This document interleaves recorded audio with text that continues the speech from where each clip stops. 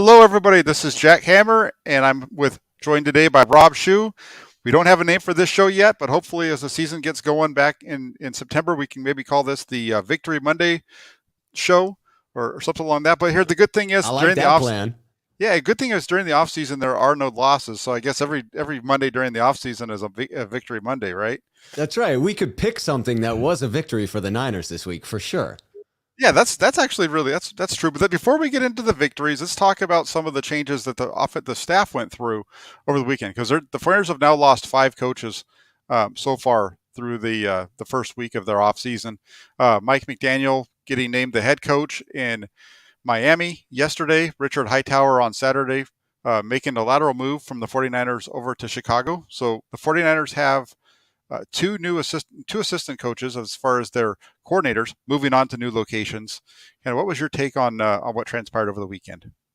You know, I thought it was interesting in some respects. I was curious as to whether all the news with Miami would influence Mike McDaniel's decision to go there. And, you know, you and I had a brief exchange on Twitter about that where you correctly surmised that there are very few openings in the NFL. And therefore, if you get it, you're probably going to accept that. And, you know, I wanted to talk about the other side of it. Well, if it's a flawed organization and you only get one bite at the apple, do you really want to take that bite with the Miami Dolphins with everything that has come out with them recently? And the resounding answer for Mike McDaniel was yes. Yes, I want to take that opportunity. Yes, I'd like to be a head coach within the National Football League. And I saw some creative tweets that went out just guessing what Mike may have done when he first walked into the room. And my favorite was in coming in and speaking with Mr. Ross, just entering the room and saying, rough week. I could just see him with his dry sense of humor coming in and laying down something like that. But yes, I'm excited I am saddened by the loss of Mike McDaniel. I think we may feel it this coming season as it comes up, although Anthony Lynn coming in is big news. But I'm very excited for his opportunity in Miami, and I really hope it goes well for him. Yeah, same here. He was a guy who it was funny watching him transition in the way that he kind of morphed himself throughout this season. Because if you remember when he first met the media in June for the first time as the offensive coordinator, it was a pretty rough press conference, and Yes, there was a lot of very interesting things being said on the YouTube live piece of it, at least as I was watching that. And he transitioned though as the more he talked to the media, the better he got at it because he became more comfortable, or I think he just kind of took the reins a little bit more with his little jokes and stuff to start them off.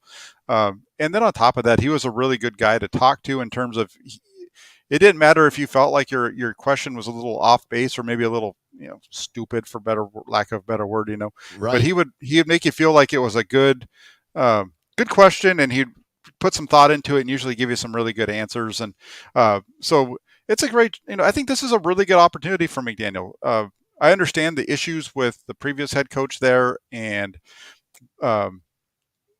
his issues that he has with ownership back from 2019, but it's also an organization that won 10 games 2 years ago, I believe, and 9 games this last season. So they've shown that they can win games, and it'll be interesting to see how he can do and transition from his role in San Francisco to now really taking the reins of a unit. Yeah, and you have to say, other than ownership, it's a premier franchise within the NFL. Location, check. Talented roster, check.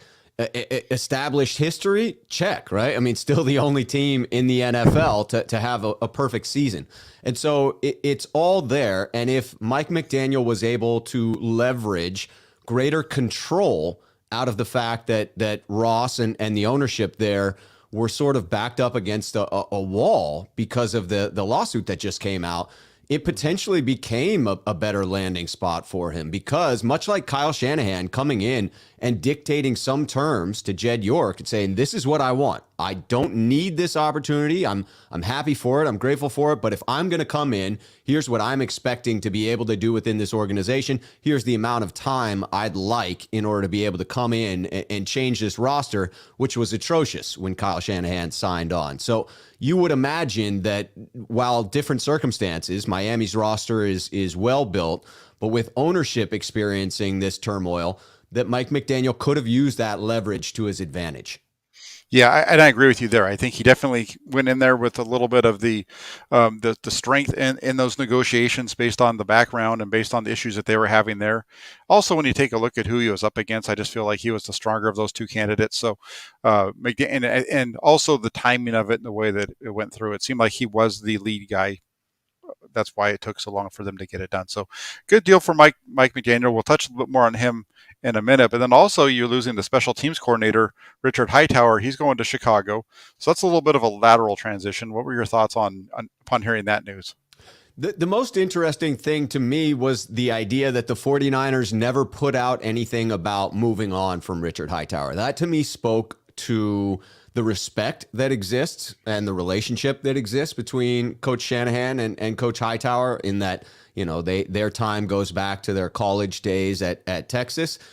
I thought that Coach Shanahan did well by him in that regard. He was able to go out, do whatever interviews needed to be done under the radar, take the new position, and move on prior to any type of a release that the 49ers weren't interested in retaining his services or that they were going to move on. It seemed like a very respectful thing to do. And quite honestly, after the up and down season, you could say, with the way that it ended in special teams really contributing to the 49ers run in the playoffs, I thought Richard Hightower deserved that respect. Yeah, for sure. He's a guy, like you said. I think that the relationship that he had with Kyle Shanahan played a role in the way that this went down, in terms of it just kind of being quiet until he was in Chicago. There was no firing. There was no really even a discussion of not being happy with his performance, although there was plenty of reason to be. The special Yes. teams really struggled the last 2 years. I obviously the Green Bay game was a huge plus for this team, but overall, the last couple of years has been pretty rough for the special teams in San Francisco. Uh, and with Hightower there, it's just like you said, he has the relationship. They were able to let him go kind of gracefully, and so the interesting piece is: have you thought of maybe somebody that they could be bringing in to replace him? I know Rich Bisaccia was a name that had been thrown out there, but he's since been hired by the Green Bay Packers. So there's a couple of others out there. I wasn't sure if you might have had one. Uh, Yeah, mind. I thought that I guess I got swept up in some of the calling for Rich Bisaccia coming in. He did strike me as a hell of a leader. Although once they filled a little bit of the leadership void by bringing in Anthony Lynn, I'm actually more intrigued by Joe Judge in that regard. I thought Rich came across as a phenomenal leader, but when you looked at the special teams unit with Las Vegas, I mean, obviously he stepped in as the interim head coach, which is, I think, why he gets so much fanfare there. But the special teams unit was 21st over the year, according to Football Outsiders, their DVOA metric. Whereas with Joe Judge, although he had a floundering year for the Giants prior to that, between being a special teams assistant and a coordinator for the Patriots from 2012 through 2019, their units were top 10 in Football Outsiders DVOA each year. So to me, the production as a special teams coordinator is there. His leadership and some of his statements this year leave me lacking to some degree in an impression of him. But again, as a special teams coordinator, it seems like he would be well qualified. Yeah, you took the words right out of my mouth. That's actually who I put in my article that I wrote today, because I wrote a piece about the offensive coordinator, special teams, and so on and so forth. And Joe Judge was the name that I went with, because exactly what you just said. Although he struggled in New York, so pretty much everybody knows him from the failing chapter he had as a head coach. He was a very good special teams coordinator, and before that, a special teams assistant coach during his time in New England. The 49ers are going to be in for, I think, a little bit of a fight with him, with the Raiders. I think the Raiders with with their new head coach there and his Josh McDaniels and their ties together could be the leading spot for him. So again, that might be where some of the money that didn't go towards John Embry and those types of things might have to go in that direction to kind of maybe help sway him to the Bay Area and fly over Vegas and end up here in Santa Clara because I mean, you compare Las Vegas to Santa Clara, we know that Santa Clara is better. It's much more scenic. Yes, much more nightlife. I mean, just head to toe, Santa Clara outduels Las Vegas. It's a clear cut decision which city I'd want to live in. Yeah, exactly. So I mean, but I think, like you said, I think he's a guy who really can bring a lot to the table from a special teams perspective if Yes. they're able to bring him in. And then also the other piece that's interesting when you start to look at this is there's been a lot of names, maybe I guess I'd say, that have been thrown out to become in as the offensive coordinator for the 49ers. But do you think that the 49ers are going to even have an offensive coordinator come 2022? This is an interesting quandary. I think that this probably goes to a throwback to previous years where the 49ers did not have the offensive coordinator. My initial thought when this all started was, yes, it will be an internal promotion. I bought into the most likely Bobby Slowick getting promoted from the interior because that seemed to follow Coach Shanahan's pattern of behavior in this regard, right? You lose people last year, Mike McDaniel steps into the role, and you promote him and give him the new title. To me, I thought that was going to be a similar case this year, but I called for and wanted to see new blood being brought in, and I thought that Anthony Lynn coming aboard does just that. But it complicates the idea of providing the offensive coordinator title to anyone. To me, it would be a little bit strange to bring in Anthony Lynn, give him the basically run game coordinator position, but the title of assistant head coach. It would then be a bit redundant to me to give him the offensive coordinator role as well. And it would seem somewhat contradictory to give Lynn the assistant head coach and Slowick the offensive coordinator role. So my guess is that we don't have an offensive coordinator going into this season. Yeah, I kind of agree with that, basically for the way that you explained it, because they didn't have one in 2017 through 2020. They didn't do it until after LaFleur left with Saleh to go to the Jets. So in a lot of ways, I don't really see the 49ers needing to have a guy that's going to be their offensive coordinator. When you look at their staff, where the losses on the offensive side have been filled when it comes to the run game coordinator, which is Mike McDaniel was the 49ers offense coordinator in name, but really his role didn't change at all from 2020 to 2021. He was still 100% the run game specialist. The difference was that now Kyle Shanahan didn't have LaFleur to do the passing game, so he was having to put some of his work into that along with Bobby Slowick. So it was a little bit different there. And I think the hiring of Anthony Lynn slots really, really good into that role because that's his specialty, right, is the run game. And so I think it fits really well there. And then the only way that I see an offensive coordinator being brought in is if they decide that they want to give it to somebody, and this sounds really jerky, but it's if you want to give it to somebody, if you say you want to give it to Lynn because Lynn might become a head coach in some way, shape, or form, something like along those lines, but that doesn't really sit all that well with me. Yeah, it is. I mean, it's strange, but there have been a couple of moves this offseason that have felt a little bit weird. One that I'm interested to get your take on now that the dust has settled, and this is all related to the same, coaching carousel that has occurred within the 49ers. Now that you have Anthony Lynn coming in and it becomes clear that the assistant head coach role was going to him, and that clears up the situation with John Embry, the longtime 49ers tight ends coach. How do you feel about that transaction and the way in which the 49ers approached John Embry about the salary reduction because of the loss of the assistant head coach role and how that all became public? Do you have a different take on it now that Lynn is in the building?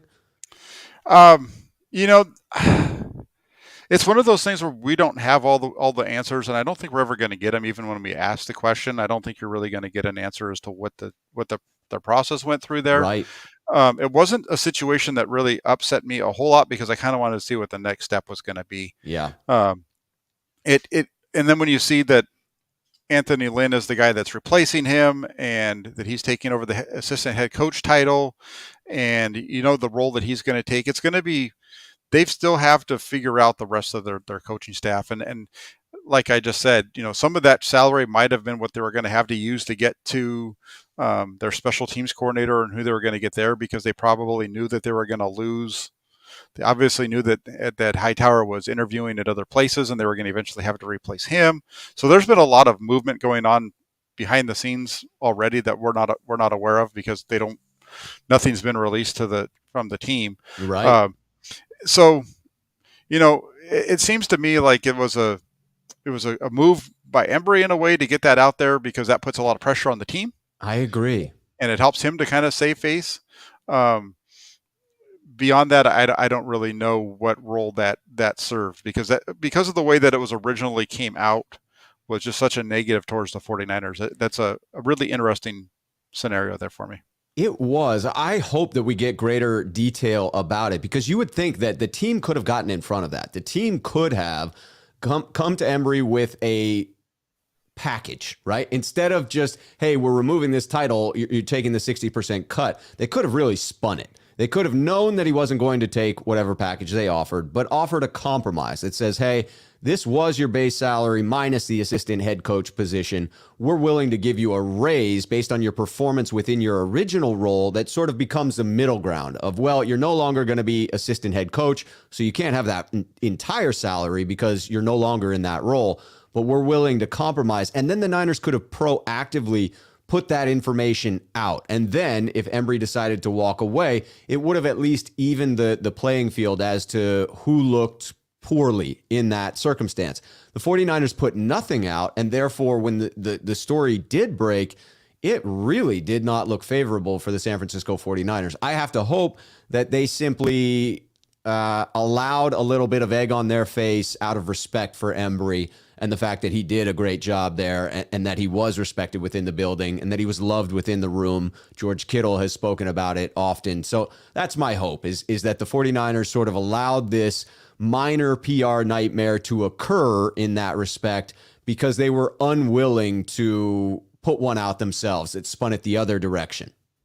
Yeah, and the whole thing there was, I understand it becomes a racially motivated, or whatever you want to call, discussion back and forth. Sure. And my whole thing, and I didn't put it out on Twitter. I thought it, but then I just said, you know what? I don't want to get into this on Twitter in a written word and have it become a back and forth in Twitter, because Twitter stinks when it comes to those kind of things. Yes, it does. Whereas in this kind of medium, it's a lot easier to have this discussion and make it make sense. Are we going to really call the 49ers racist, when a racist organization, which is kind of what a lot of the comments that were coming out on the Twitter piece implications were. Yeah. Yes, there was a lot of implied tweets that had that out there, and Yes. at that point, the 49ers still had Mike McDaniel as their offensive coordinator. They had D'Amico Ryans as their defensive coordinator, and they had Richard Hightower as their special teams coordinator. So they had all three coordinators were people of color. Right. And so to have it spun the way that it was spun, first off, in the original tweet by I'm blanking on the gentleman, Solomon Wilcots, and right. the Right. way that came out there, and then just the whole way that this thing played out for about a 24-hour period, I thought it was pretty unfair towards the 49ers when you look at the way that they go about their business now. Yeah, it seems important to frame it as, while the 49ers, along with basically everyone, still has a lot more room to grow in that area, right? And can get better, no question. They are one of the more diverse staffs within the NFL. And that should, while it doesn't necessarily need to be something that we recognize them for, because that's the way it probably should be, it is something that adds to the context. And I agree that initially the reports that came out seemed to be attempting to paint the picture in one particular light without including relevant details on the other side. And I think it's important to consider both sides of it when looking at the picture, because it is true that the NFL struggles mightily with diversity. And again, you do have to recognize Kyle Shanahan and his staff for seeming to be one of the leading franchises in that regard. Yeah, and it's an interesting thing to talk about, right? And I had this discussion with my girlfriend over the weekend after the whole thing came down. This was prior to the hiring of Anthony Lynn, just talking about everything that's going on in the NFL with the Brian Flores situation, and Right? then the 49ers releasing Embry and so on and so forth. And I think really the NFL's problem is that it's you got to look at the owners, Yes. and you have to look who the owners are, and I think that's the spinning piece of it is it's never going to change until you start to see diversity within the ownership ranks itself, I think because that's even fair. the ownership ranks aren't diverse. They're all No. pretty similar. I mean, other than Shad Khan with the Jacksonville Jaguars, I think pretty Right. much everybody is would look very similar in a picture, like they keep doing with the head coaches. I think if we did that with the owners, it would be very similar. So, not to kind of go down that road too far, but I think that's where the issue stems. I think. Yeah, no, I think you're right. And that's, I think, why it will take the NFL a long time in order to get to where it needs to be because of that simple fact. Yeah, because even there's a number of coordinators in there in those roles. It's hard to find the exact numbers because it changes so often compared to the head coaching ranks Right. generally. Um, but they have an organization that had three of them at one point, three people of color in those roles. I think speaks to the organization to an extent, and uh, Kyle Shanahan, I don't think has ever shied away from that. No, no, I don't think so either. So, yeah. So, without going down that road too much further, I would like to jump in over to uh, a little bit of what's going on in terms of the salary cap, because I think the 49ers, when you look at their salary cap situation, the way that it is, and you look at the things that people are talking about, it's a pretty difficult situation because according to over the cap right now, the 49ers are actually negative 4 point almost 4.5 million dollars against the cap, and that's with 44 players total under contract. And you got to remember, those 44 players under contract, 11 of those are players that they just signed to future contracts Right. last week, that really, for the most part, other than maybe one or two, aren't expected to be on the team. And then at the same time, then once the new league year hits, then you start looking at the top 51 and so on. So that's how far away they are with the salary cap situation. Yeah, it's not a pretty picture. You mentioned that the 40 some players is a deceiving number because it is, taking into account those future contracts. Of those 11, I would guess that 9 or 10 do not make the final 53 next year, as you're indicating. I think that's absolutely true. You look down the list, and it's primarily people who have resided on the practice squad for the 49ers, and barring some type of a big leap in their abilities next year in their training in the offseason, you would expect them to be in a similar fringe circumstance. And so it's really 30 some players for the 49ers under contract right up against the cap. I mean, such that they may need to get a couple of things done before the start of the league year. Because I think it'll be interesting how the timing works, but they may need to get under the cap before they trade Jimmy. I mean, all of that stuff happens at 4 p.m. Eastern Standard Time on March 16th when all 2021 contracts expire. The 49ers are able to officially process the trade of Jimmy Garoppolo, assuming that happens. But it just points out how cash strapped the 49ers are. I mean, I see people on Twitter talking about, there are some of these great free agent cornerbacks available. And then I see what they're going to cost year one of their new deal. And you think to yourself, the 49ers probably can't afford any of these guys.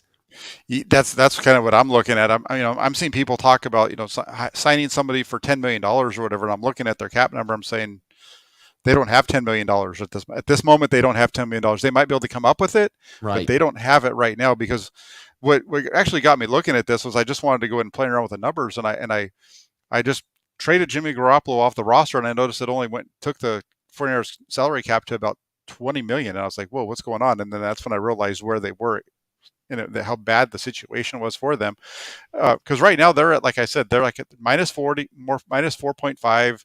You trade Garoppolo, that's gets you to 20, and kind of playing around with it. You and I went through this um, last week. And before we get into some of the other players that they can go, I think one of the rooms to take a look at is the wide receiver room. In that currently, when you look at the wide receivers, in general, the 49ers only have two under contract for the year. They have Deebo Samuel and Brandon Ayuk. Those are the only two wide receivers the 49ers have on the roster that you can expect. There's a couple of guys like, as we both talked about, that were signed to reserve future deals, but you don't expect them to make up your roster when it gets to 53 in September. Uh, you do have Juwan Jennings as an exclusive rights free agent, so you're going to be able to bring him back at. I can kind of tell you, his number would be somewhere around uh, like 895,000. That's the minimum. So Mm. Jennings on an exclusive rights free agent deal, they could tender him and bring him back for 895,000. So he's going to be back. We already knew that anyway. But then you start going beyond that, and it gets pretty tight real quick. It does, especially when you do the math of the Niners needing about 20 players and having about 20 million left in actual dollars to spend in this year's cap, and looking at a minimum salary being almost $1 million, right? So, I mean, just filling out the roster with minimum salaries puts the 49ers pretty close up against it. And that gives you a sense of just how creative the 49ers are going to need to be, because they're targeting at least one of two big-time extensions in Deebo and Bosa, right? So it gets tighter and tighter each time that you do that. And I think those will be heavily backloaded deals. And I expect the 49ers to get creative in re-signing players and creating that cap space that is needed. But again, it points out just how tight this is going to be and how much fun it's going to be for those of us that enjoy the cap figures and enjoy tweaking numbers and getting things just right, forming the puzzle. This is going to be a fascinating offseason, specifically with regard to the wide receiver room. Juwan Jennings feels like a complete lock. He broke out this year, provided something that the 49ers lost in Kendrick Bourne going to the New England Patriots. Was a phenomenal guy, it seemed, in the locker room, phenomenal guy in run blocking, in attitude, in toughness, in a lot of these things that Kyle Shanahan looks for. But the other three, I'm not so sure. Do the 49ers look to bring back Travis Benjamin, Mohamed Sanu, or Trent Sherfield? To me, Travis, I'll go one by one and see your thoughts on it as well. But Travis Benjamin, to me, is a role that the 49ers need, right? They need a speed guy. They need a returner. But I think Travis turns 32 this season or has just turned 32. I'm just not sure he's that guy going forward. It feels like that's a position the 49ers could address less expensively through a late pick in the draft for a speed guy, return guy who's basically a return specialist in that group. I think you're right. I think there's when you look at the group, I think he's a guy who you might bring it back with the like on a minimum type of deal, Yeah, and hope vet that you minimum. can find and hope that you can find somebody that's going to replace him. I think his cap number was right around $1 million, whatever the number was, somewhere on the lower side with him. But I think if you look at it, Benjamin, all these guys, I think, are guys that you could possibly bring back if you want to stick with them. Other than Mohamed Sanu, I think Sanu is a guy that you move on from based on his age, and I think we saw them doing that already. Um, the one name I think that it's going to be interesting to see what happens with Trent Sherfield. He's the name. Do they bring him back, because he's only 26, and he's shown the ability to kind of be that number 4 guy if that's what they decide to do. Um, and but will he be willing to take a minimum deal worth around 1.1 million dollars, 1.3 Right. $3 million? Is he willing to take that low of a contract? Yeah, I can't imagine he did himself any huge favors in this season, other than coming across as a guy who brings his lunch pail to work every single day and is committed and brings the right attitude. From a production standpoint, I just can't imagine that he opened all that many eyes around the league, right? He was forced into taking the 1-year deal, although potentially he thought he'd have a bigger opportunity to prove it. I was a little surprised. I thought he was a pretty sure gunner for us, but in looking back, he wasn't even top 4 or 5 in special teams tackles for the Niners. And so it all depends on what value he adds outside of the wide receiver room, because when you are the number 4 wide receiver for the San Francisco 49ers, that's not a whole lot of production. So you're not going to get paid a whole lot just based off of that. It's what other value can you add, in my opinion.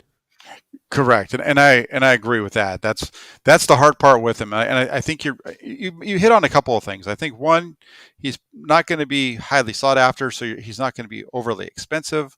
It's just a matter of how low can you go to keep him, right? How low With can you go? right, I know I'm ready to do the get it out. We'll see who can get the lowest, but yeah, because and I'm playing around with the numbers and the guys who are the exclusive rights free agents and the restricted free agents. If you just go through and Kevin Givens, Colton McKivitz, Juwan Jennings, Jamichael Hasty, Trent Sherfield, Demetrius Flanagan. Well, Trent Sherfield's not, but Demetrius Flanagan Fowles. You have one, five guys who are exclusive rights free agents that I think all of them are going to be back because you can I bring those think so five guys too. So back, cheap. and it's not even $900,000 for those guys, and then on top, and one of those would be McKivitz, who has shown some decent ability when thrown into the fire along the offensive line, um, and then you start looking at guys like Trent Sherfield. If can you get him back for a minimum deal, and then Brunskill, Contavious Street, Aziz Al-Shair. Those are the three that are interesting to me. Are Brunskill, Street, and Al-Shair. Where do you tender them because they're the restricted free agents? Do you? Yeah, I know last year with Brunskill, I think they were able to do a deal that didn't even require them to tender him. Same thing with the other tight end, um, Ross Dwelly. So Mm-hmm. it'll be interesting to see because right now, if you just play around with the numbers and you just give those guys, a number that you think it's going to be as far as their tenders, you can do all the restricted free agents and unrestricted free agent, or excuse me, exclusive rights free agents, and the team still has about $8 million in cap space, which doesn't allow you to bring in any free agents. No, it's enough to sign all your rookies. That's good Yeah, it's news. it's it's almost enough to sign your rookies, right? I don't even know if you're getting all your rookies signed for that number. So Without the first rounder, I bet it's enough because we saved ourselves some money by pouring all that into Lance. that's true. And that's it's funny, but that really is true. And we were talking a minute ago about um, Debo Samuel, and I'm gonna bring up the topic now. It's about restructuring, potential restructures, and I know Yeah, that Debo isn't a restructure; he's going to be a new contract. But I think it's important to look at his number because his salary cap hit is going to be uh, what was that number, real quick? I think it's going to be like 4 million for this year, in that ballpark. Um, I is may where still have that what page he's looking. open. No, I don't. It's 4.89, so almost 4.9 million is his salary cap hit for this year. Nearly $4 million of that is his base salary. I really think that they could get Debo done for a deal similar to what they did on a deal similar to what they did with Fred Warner. Because remember, Fred Warner was a third round pick, and Right, when they did his extension this year, his cap hit basically stayed the same. It might have gone down by a couple $100,000, but it was pretty much the same. right. And I think that in a lot of ways they could probably get that done with Debo Samuel. I would think so too. I mean, that's got to be the goal is to backload it as much as possible. And people will probably think to themselves, man, the Niners are just kicking the can down the road and it's going to be salary cap hell in a couple of years. But I believe most front offices are preparing for a huge jump in revenue when the TV deal kicks in. And one thing that everyone isn't factoring in quite as much because it's still a bit of an unknown is how much the gambling revenue will increase from year to year. I mean, just in the first year, prior to seeing all the benefits of all that advertising you saw for DraftKings and everything all over podcasts, NFL radio, you name it.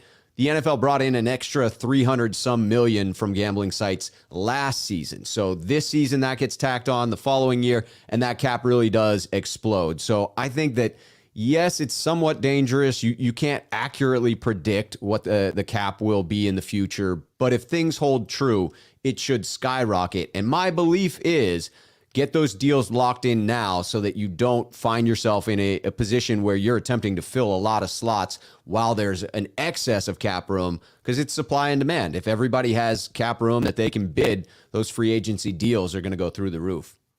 Yeah, and I think that's where you're going to run into the trouble with Bosa. But I think they're going to be set for that. I think with when it comes to Bosa, and I'm going to pull this one up from Skurs 11. Thanks for the donation. He says, trade release Ford, Kinlaw, Greenlaw, prioritize signing Mosley, DJ Jones, Debo, Alshair, and Bosa. Side note, package Jimmy and Kittle to Miami. Uh, on the Bosa thing, I think that's going to get done in 2023. That's my guess there. I think Alshair is the guy that they're going to be bringing back. Debo, we know that that's a priority already. And I agree with them on DJ Jones. Like Mosley's already signed for next year, but maybe if you do it now, you get ahead of it a little bit and extend them for a longer period of time. But Right. I think that's a really good list of guys to re-sign as far as priorities. Would you go so far as to trade or release Kinlaw? Would you be looking to move on from Javon Kinlaw, or is it too early in your book? If you can sign DJ Jones to a long-term deal, I'd be fine with moving on from Kinlaw because with the way the 49ers played this season out in the second half of the year, once they put Kinlaw on IR, I think that was really the best grouping of their usage of their defensive linemen to begin with. I think Eric Armstead's better in the middle, whether that's where he wants to play long term or what their situation in that discussion was there. I think that Armstead would be better. He's better than Kinlaw. And I'm basing this off of what we know of Kinlaw too, right? Because he's Right. been injured. And Right. is he when he comes back, is he going to be a different player all of a sudden because his knee injury isn't injured? Um, I don't think so because we haven't seen him show any of those abilities, and then all of a sudden just have his knee be the problem. We just haven't seen any kind of pass rush productivity from him.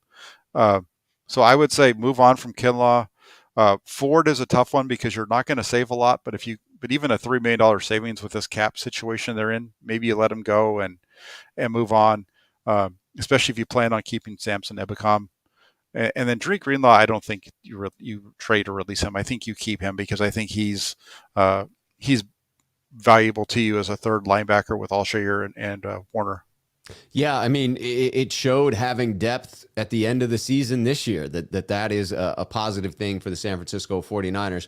I'm guessing that could be a fringe trade that occurs, but again, it would be dependent on bringing back some other players, right? I mean, without Dre Greenlaw there, then you'd need to, I would think, prioritize replacing him with bringing back Marcel Harris or bringing in an outside body there as well.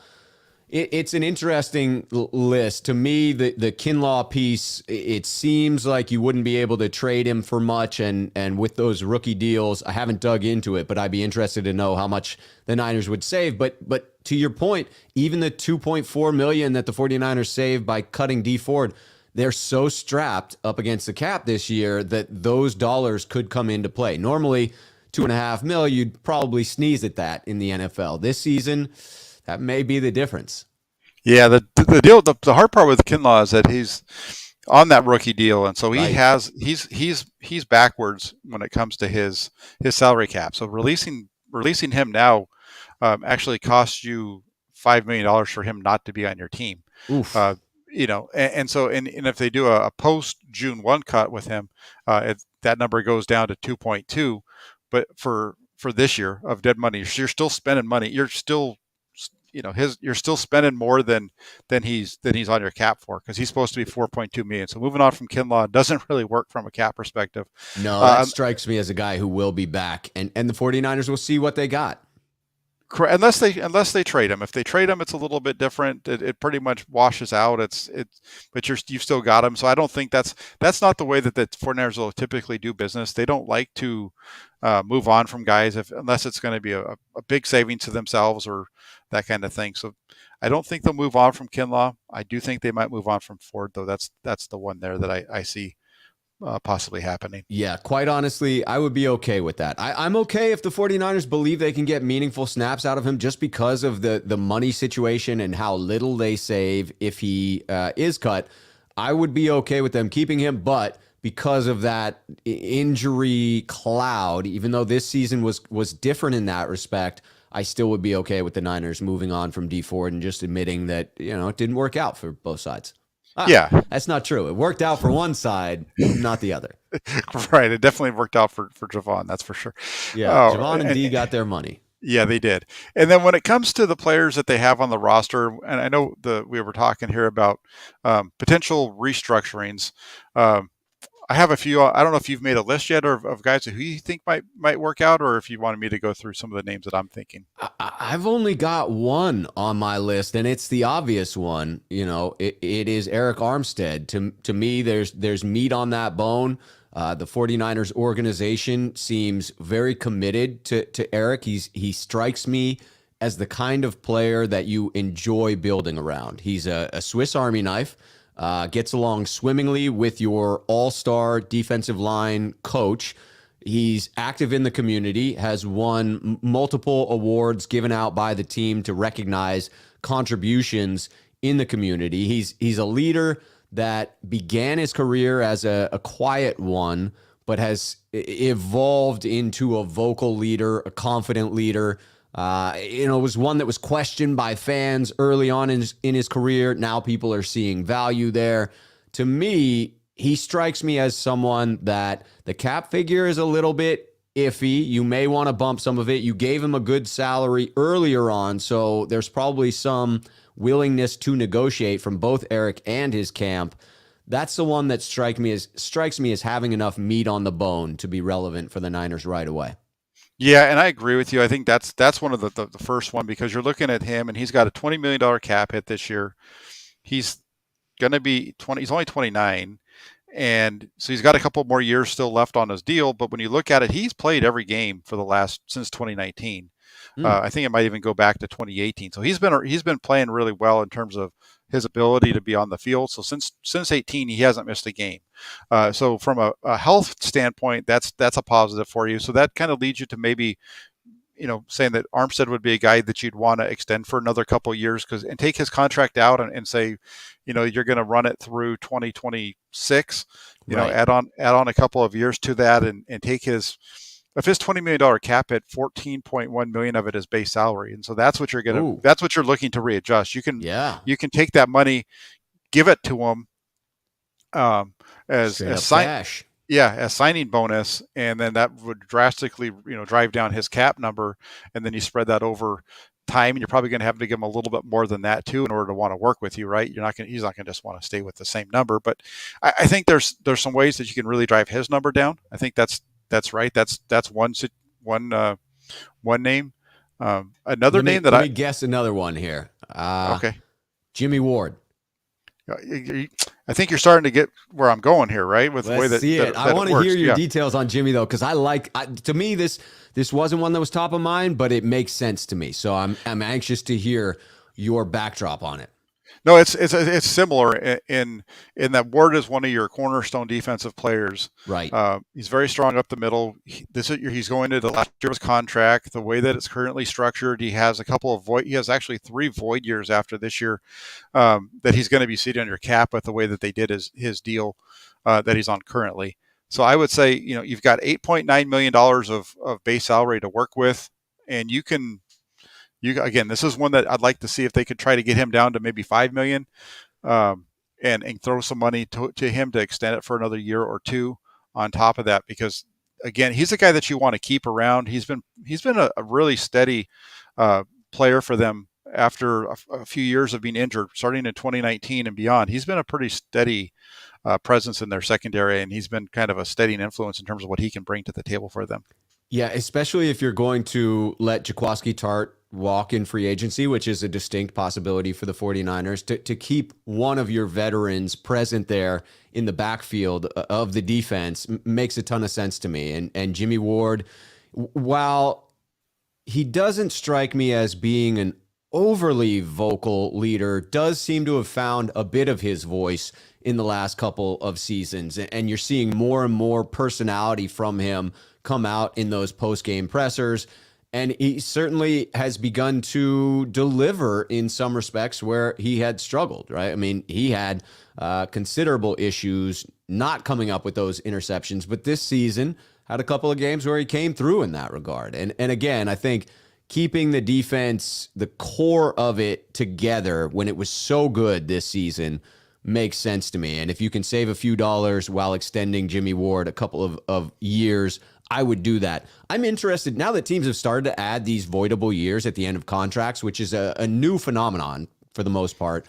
Mhm. I'm interested to see how it affects these extensions that come out because, quite honestly, NFL contracts are so complex for me personally that until they have been released and the details come out, I'm sort of playing catch up, right? I'm not able to get ahead of the contracts to understand what a team can and can't do. They get so creative in these that it's more fun to dissect them afterward to figure out what a team did in order to manage that cap number. Yeah, because they don't really show you all the details up front, and Right. until you really get a chance to look at it, like on Over the Cap or one of those kind of things, or somebody kind of gives you all the details.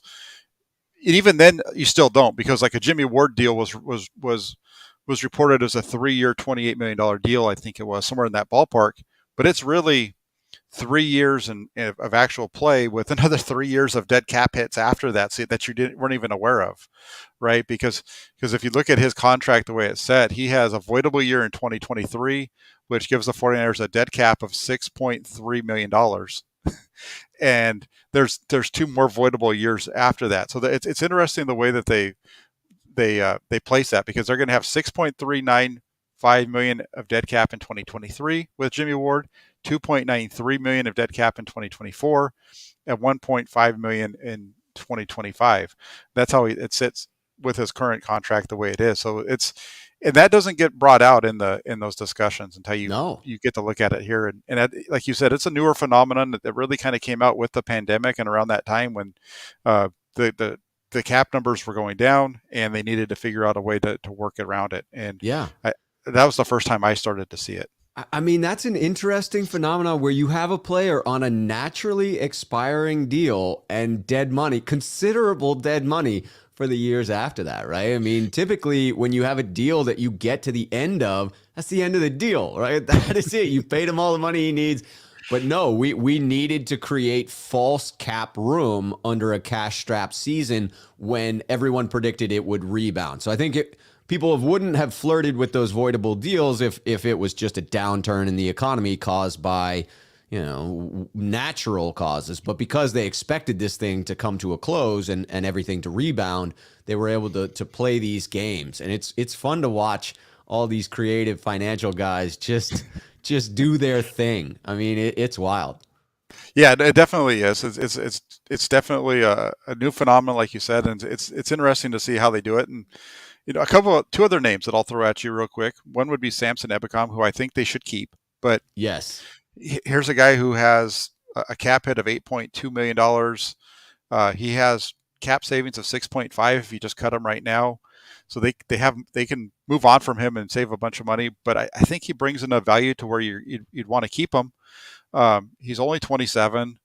He has almost $6 million of base salary that you can play with. So Samson Ebicom's one, and even Emmanuel Mosley. Emmanuel Mosley's going into the last year of his deal. He's kind of in the same situation. He's got a $6.5 million cap hit. They can move on from him for 4.8. We know they're not going to do that, No. but do you go ahead and take 4.4, his base salary, which is 4.4 million, and extend that now to buy yourself some cap space now? And like we've said, we know the cap's exploding next in 2023. That's the year that it's going to go up. Right. 2022 is going up to where it was supposed to have been back in 2021. So do they do the same thing again? Buy him out to kind of extend him out there a long ways and just kind of throw money into dead years. Yeah, that will be interesting. I mean, I would say if we flip this around and look at it from the camps of all these folks, if I'm Eric Armstead's camp, I'm pretty open to that renegotiation. To me, he got a good deal. You got that money for your player. He's now someone that the entire defense is building around, and to get one more extension that does a favor for the team, that to me solidifies his importance within the organization. Samson Ebicom, showed some promise in the second half of the season. I would think that his camp would be open to it. Jimmy, that's an interesting one because Jimmy Ward, this could be his last shot at a contract. And so it may depend on the figure, right? I mean, as you get to that age of 30 and above as a member of the secondary, the fall off happens quickly. So it'll be interesting to see what he believes he can get in a next contract versus some type of extension that gets him a couple of years, but not the maybe 3 that he might be looking for in a fresh deal if he made it to free agency one more time. It'll be interesting to see how they view it. And much the same with Nick Bosa. I think I would try, if I were the Niners, I would try to get Bosa's deal done this offseason. But to your point, I would actually, if I were in Bosa's camp, I would be advising him to wait until next offseason. And that's what it sounds like it's going to happen, right? Because his fifth-year option is going to be about $17.5 million. So for the 49ers to keep him for an extra year, that's a relatively low number. And then Right. from there, you're looking at probably going to be an average annual value of about $33 million. So, Oof. for the 49ers, you're kind of pushing it out, saying I might have to pay more down the road, but at the same time, you're saying, wow, man, this guy, if he gets hurt again, maybe I'm not paying him that much money. Right. Maybe we get a break there. So you're kind of playing a game of chicken with each other, kind of almost within your own building with what you do there. I just, Yeah. I look at all these guys, and it's easy for us to say that they should redo their deals, right? But it's like you said as well. It's got to be financially beneficial to them, and there's got to be some. It can't just be I'm going to give you the same amount of money you have now that you're supposed to make. There's got to be something for down the road too that's going to be new money. That's Built right. in. The Emmanuel Mosley one is one where if I were him, I mean, if you're a starting level cornerback within the NFL, I think you want to hit free agency. You want to know what other teams value your services for. So that would be another interesting one where the Niners might want to save some cash there. But does Emmanuel Mosley himself, does he want to get the deal done now, or would he rather have one more season on tape and try and go out and hit free agency? Yeah, my only concern with Emmanuel Mosley is I feel like he is a top level cornerback in the NFL. When he plays, he's one of the best out there. His numbers show that. You look at what he did this season compared to, uh, the season, 2 seasons before that, and so on. Yeah, But the only concern that I have there is the injury issue with Emmanuel right. Mosley because he did only get to play 11 games this year, and so that kind of starts to again that all plays into when you're looking at these contracts and what you're going to do with them. Yes, absolutely. It's fascinating to watch it play out. Yeah, it is, and I really, the last one, and I'm not going to say where he is because he's a free agent, but I sure hope that they can find a way. I really think Jaquaski Tart is the guy who they need to find something with him. If there's a way that they can bring him back, I think that's a big one. But again, where's his number going to be, and that's where Right. you start to run into issues because with the way the 49ers, unless they get a lot of these guys to restructure, they're going to be strapped. Yes, very much so. And with Jaquaski, that'll be interesting because fan bases of opposing teams will have recency bias. They will not be clamoring for Jaquaski Tart to come in because of the fact that he dropped that pick. It's my contention that scouting departments for teams are much less fair weather in that regard. That I'm guessing they have a firm grasp of where they rank players, how they value them, and something like a drop within a playoff game is not going to greatly impact how they value that player. So it'll be interesting to see the type of fanfare he generates in free agency. But I agree that having those two back there, those two veterans at the safety positions, seems to be a calming presence for the 49ers, in particular this season where we dealt with a rotation at the cornerback position. It was so helpful to have a solid linebacking core and a phenomenal veteran presence in the two safeties. Yeah, because that's really huge for the 49ers. It has showed in their ability what they've done and the wins and losses that kind of come with them and the way the defense plays with those guys on the field. I do want to jump over. There was a question that I wanted to hit over here, and it was from Adrian, and he asks, "What do you think it would take to re-sign Arden Key?" This is an interesting one for me because I think with Key, this year he took a team-friendly deal. His cap number was only just over $1 million. He took a minimum deal to Man, come. that's good Uh, value. yeah, it was huge production, and so when I look at that, I'm thinking to myself, okay, it's probably going to be somewhere in the neighborhood of like Kerry Hyder and what he'd got Yeah. from Seattle, which was 3 years, almost 17 million, 16.5 million. I think that's about probably where he's going to come in. I would think. Does that sound about right, Rob? Yeah, I would think so. I mean, I might put him a little bit higher than that because I thought that he flashed more than Kerry Hyder did. And I think teams will look back to the grade of the original draft pick and the talent that he had. And so, but I'd still see it in a manageable spot where the Niners could come back, whether it's 6 or 7 million a year. Yeah, and, I think so. I mean, actually, when I look at it now on Hyder, it says it was a 2-year deal, 6.8 million. I was just looking at that, 2 for 6.8. Yeah. Yeah, so I think there was something that had maybe it was originally announced that one thing, but it came out as another. But yeah, that kind of number. Uh-oh. We lost Jack. I was over looking at another page, and all of a sudden, I am alone. We have a shoe show takeover on Jack's channel. I will wait a couple of minutes for the host to enter back in. But, until then, I am running the show, as it should be. Texas Niner. I wish I could. Ooh, he's back. I was just plotting what I was going to do with the takeover. I was going to try and bring comments in, but realized I couldn't do that. That's what happens when you have too many tabs across the middle. I went to close my Kerry Hyder tab, and I got rid of myself. Everybody, there was probably a loud roar from the crowd when I disappeared. They're like, finally, that guy's out of here. We've gotten rid of him. Yeah, Texas Niner. That's a good one. Storm the Capitol, he says. But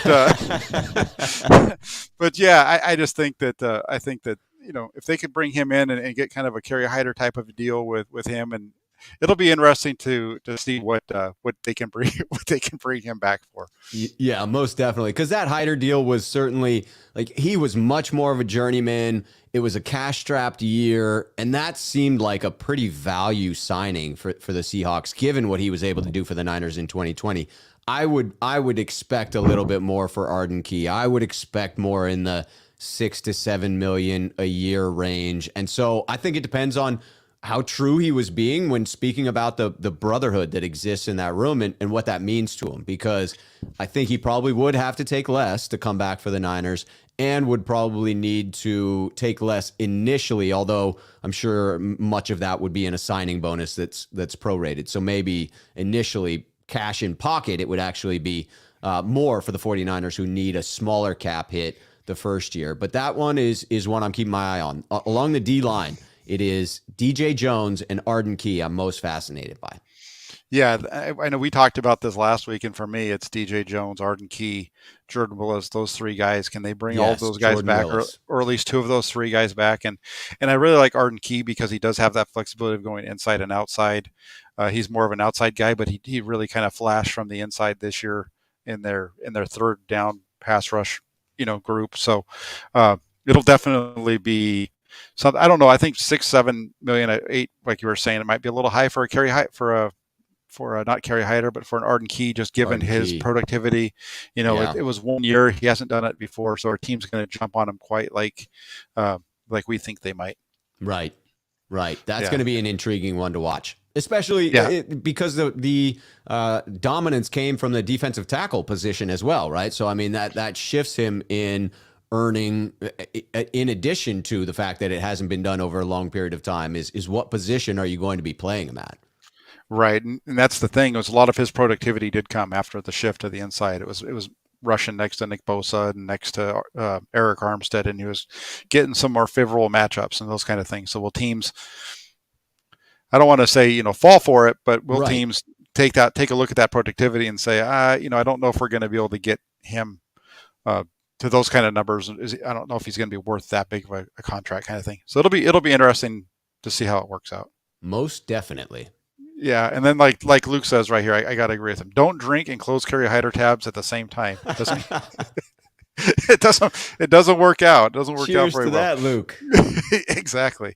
But yeah, I think like we said, I think we touched, start getting into the weeds a little bit when you start talking about other people's money and you start talking about these contracts. But I do think it's important to come in and just take a look at an honest look at where the 49ers currently are. We know that there's a lot of ways that they can get around it, because we were kind of in the same situation last year and it worked out just fine for the 49ers.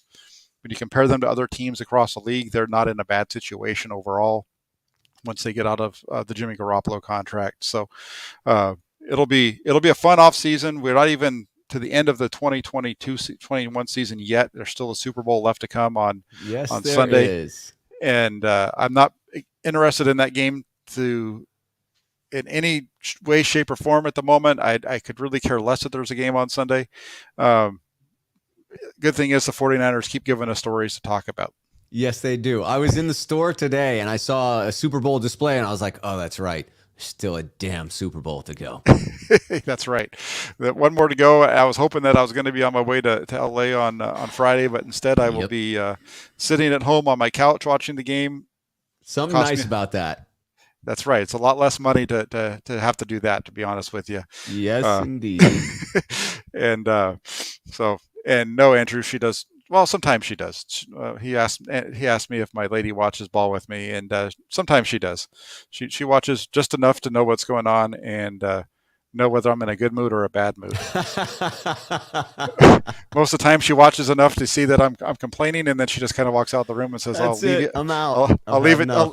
I'll leave you to it. If I'm in a better mood or I'm doing what I'm supposed to do, she'll hang out with me and ask questions. So Very just cool. depends on my attitude. That's the bottom line. But yeah, that's the show for today. I want to thank you, Rob, and we're going to do this on a regular basis on Mondays. We talked about this, so everybody knows. Rob and I will be getting together on Mondays. The hammer and shoes attorneys at law show, like the one gentleman said on Friday. Got to remember what that was, but Yeah, we gotta get that into a short and succinct title because that was beautiful. I'll work on that. But hey, crowdsourcing. If you guys have a good name for us or a version of that hammer and shoes attorney at law version, you throw it out here. We accept all of your suggestions. that's right. We're gonna, like I said, we're gonna hammer you and we're gonna take you for everything, even your shoes. So Yes. just yeah, I want to say thanks to everybody that joined. We had a pretty good group for 3:30 in the afternoon on the West Coast and 7:30 out there for you, those of you on the East Coast. But thanks for joining. Rob, you have anything coming up? I think you have a show tonight, correct? Yes, I will be on in 27 minutes on my channel with Aaron from 49ers First Takes. There you go. Yeah, so get over there, check those guys out over there. Make sure you're subscribed to both their channels. Rob and Aaron are both great guys. If you could, for myself, please hit that like button with today's show. Comment, hit that little bell notification after you subscribe, so you know that when we're live, so you don't miss any shows. And then get yourselves over. One last thing, I always got to plug the guys that pay me, right? 49ers.pressdemocrat.com. Inside the 49ers blog over there, the newest article today was with regards to the 49ers coaching changes. So get over there, check it out, make it a favorite on your desktop, and get over there on a daily basis. So thank you all again. Have a great rest of your Monday, and I will be back tomorrow night with Sobriel Sunil. We're going to have some really fun stuff coming up, so check it out. Take care, Nice. everybody. Go Niners.